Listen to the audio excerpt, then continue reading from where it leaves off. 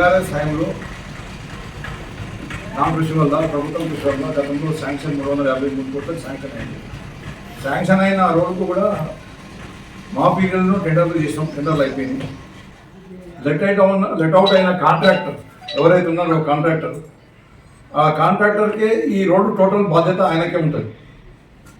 బాధ్యత అంటే అందులో ఇది వస్తుంది ఒకటి ఏంటంటే ఆ రోడ్డు పూర్తయ్యే వరకు పాత రోడ్లో ఏం ప్యాచెస్ పడ్డా ఏం పడ్డా ఎక్కడ అయినా డెవలప్మెంట్ చేయాల్సిన బాధ్యత ఆయన పైన ఉంటుంది, కాంట్రాక్టర్ పైన ఉంటుంది. అయితే మన నారాయణఖేడ్ పట్టణంలో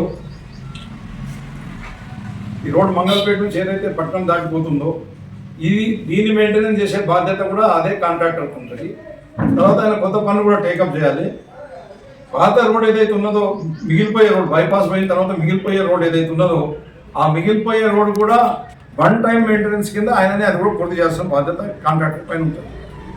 గతంలో ఈ వన్ టైం మెయింటెనెన్స్ ఈ కాంట్రాక్టర్ పూర్తి చేసే లోపల లేట్ అవుతుంది కాబట్టి ఇది కుదరదు, అది ఆలస్యం అవుతుంది, ప్రజలకు ఇబ్బంది అవుతుంది, నారాయణఖేడ్ పట్టణంలో ప్రజలకు ఇబ్బంది అవుతుంది అని చెప్పేసి నేను రోడ్ సేఫ్టీ ఫండ్ 50 కోట్ల రూపాయలు మంజూరు చేసిన. మంజూరు అంటే ప్రతిపాదనలు పెట్టినాం. ప్రతిపాదనలు పెట్టి డిపిఆర్ కూడా తయారు చేసి పంపించాం. కొద్దిగా లేట్ అవ్వడం మూలంగా 22-23 ఆర్థిక సంవత్సరంలో అది వాపసు రావడం జరిగింది. తర్వాత 23-24 ఆర్థిక సంవత్సరంలో కూడా దాన్ని మళ్ళీ నేను పంపించడం జరిగింది. దాంట్లో లిస్ట్లో కూడా తెలంగాణ రాష్ట్రం నుంచి పంపించిన లిస్ట్లో కూడా సీరియల్ నెంబర్ 3లో మనది ఉండేది. నేను ఎమ్మెల్యే ఓడిపోయిన తర్వాత ఇంకా నాకు బాధ్యత లేదు కాబట్టి నేను గమనిస్తున్నా. ఇక్కడ ఉన్న నాయకుల నిర్లక్ష్యం వల్ల అంటే ఎమ్మెల్యే కానీ కాంగ్రెస్ నాయకుల నిర్లక్ష్యం మూలంగా దాన్ని పట్టించుకోకపోవడం మూలంగా అది మొత్తానికి అది పక్కకు పడేసి దాని ప్రతిపాదన దూరం అయిపోయింది. ఈ ప్రతిపాదన దూరం అయిపోయిన తర్వాత కాంట్రాక్టర్కు దీన్ని మెయింటైన్ చేయాల్సిన బాధ్యత అయితే ఉంటుంది. ఈరోజు నారాయణఖేడ్ పట్టణంలో మంగళపేట నుంచి టోటల్ పట్టణం నిండా కూడా రోడ్ వైండింగ్ చేసాం. వైండింగ్ చేసిన పోర్షన్కి మాత్రం మేము గతంలో సీసీ కూడా వేసేసి కంప్లీట్ చేసి పెట్టినాం.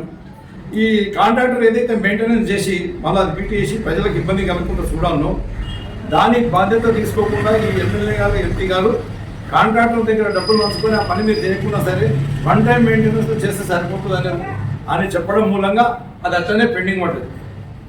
కాబట్టి నేను ఆర్ఎండ్బి డిపార్ట్మెంట్ అధికారులకు కూడా కలెక్టర్ గారు కూడా విజ్ఞప్తి చేస్తున్నాను. మీరు ఇమీడియట్గా నారాయణఖేడ్ పట్టణంలో ప్రజలు చాలా ఇబ్బంది పడుతున్నారు. వాళ్ళ కళ్ళలో దుమ్ములు కొట్టి కళ్ళు పోతున్నాయి, కింద పడి ప్రాణాలు పోతున్నాయి. కాబట్టి ఆ కాంట్రాక్టర్కి ఏదైతే టెండర్లో ఉన్నదో ఆయన బాధ్యత నారాయణఖేడ్ పట్టణంలో దీన్ని మెయింటైన్ చేయాల్సిన బాధ్యత ఆయనకు ఉంది. కాబట్టి ఇమీడియట్గా ఈ నారాయణఖేడ్ పట్టణంలో ఏదైతే వైండింగ్ చేసిన పోర్షన్ కానీ ఇతర పోర్షన్ కానీ డ్యామేజ్ అయిన పోర్షన్ అన్నీ కూడా ఇమీడియట్గా కాంట్రాక్టర్తో చేపించి ప్రజల కష్టాలు తీర్చాల్సిందిగా నేను కలెక్టర్ గారికి ఈ గారికి కోరుతున్నా. ఇంకో విషయం ఏంటంటే నారాయణఖేడ్ నుంచి మన్నూరు వరకు సుమారుగా 10-12 కిలోమీటర్ల రోడ్డు ఉంది. కాంట్రాక్టర్ ఆ వర్క్ టేకప్ చేసి 3-4 నెలల కాలం అయిపోయింది.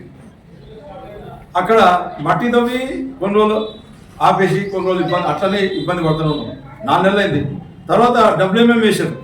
దాని మీద సైకిల్ మోటార్లు పోయి కింద పడి ఎంతో మందికి దెబ్బలు జరిగినాయి. ఆ దుమ్ముతో కూడా ఎంతో మంది కళ్ళు పాడైపోతున్నాయి, కన్ను పోతున్నాయి.